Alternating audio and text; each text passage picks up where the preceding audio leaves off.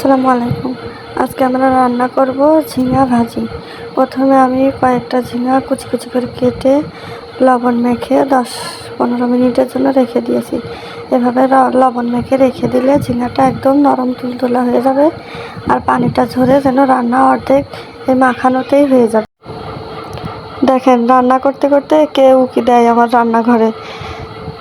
চুলায় আমরা প্যান বসিয়ে তাতে দিয়ে দেব পরিমাণ মতো তেল। ঝিঙাতে তেল একদম অল্প পরিমাণে দিবেন। তারপর কয়েকটা পেঁয়াজ, রসুন, কাঁচামরিচ কুচি করে কেটে তাতে দিয়েছি আস্ত কয়েকটা জিরা, অল্প একটু হলুদ, পরিমাণ মতো লবণ। লবণের পরিমাণটা একটু কমিয়ে দেবেন, যেহেতু প্রথমে আমরা একটু লবণ দিয়ে মাখিয়ে রেখেছি।